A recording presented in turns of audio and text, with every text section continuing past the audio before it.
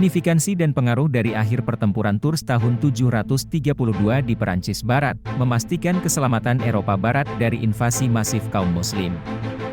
Dinasti Umayyah yang agresif telah menaklukkan banyak wilayah, tentaranya adalah pasukan terkuat di abad ke-7. Di barat maupun di timur, tentaranya melaju seperti tanpa halangan. Tentara Muslim bergerak maju ke timur melintasi Persia dan ke barat melintasi Afrika Utara hingga akhir abad ke-7. Di barat pasukan Umayyah menaklukkan Spanyol dan Portugal, wilayah tersebut akan diduduki selama 200 tahun lebih.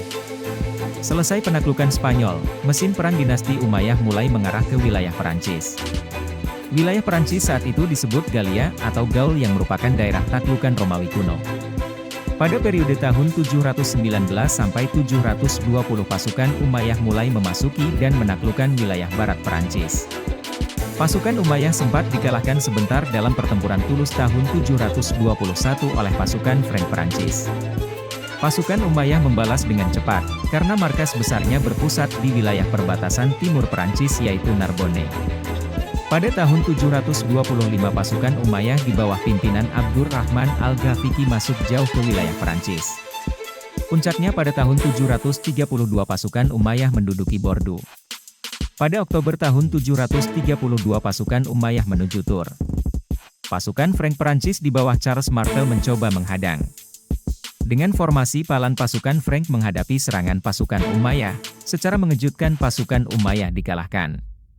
Keteguhan pasukan infanteri Frank dari serangan berulang kali kavali Umayyah dan tewasnya Abdurrahman Al-Ghafiqi membuat pasukan Umayyah mundur dari medan tempur.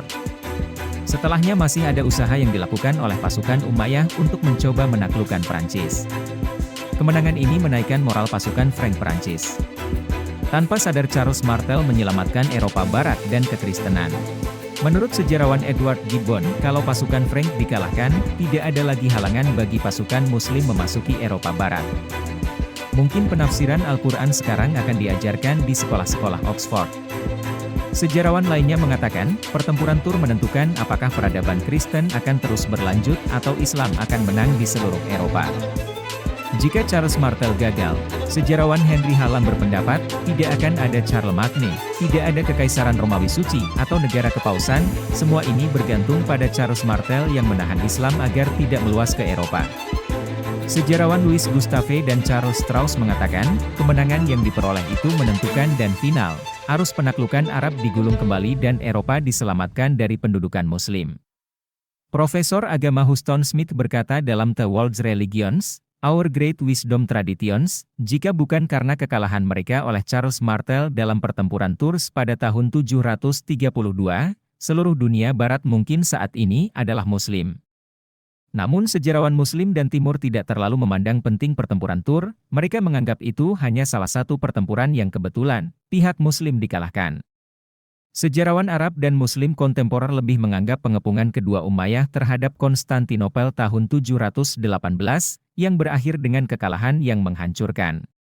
Sebagai titik balik kegagalan Muslim menaklukkan Eropa. Faktor lain tidak berlanjutnya penaklukan skala besar dinasti Umayyah ke Eropa Barat disebabkan pertikaian internal yang menjurus pada perang saudara yang meruntuhkan dinasti Umayyah.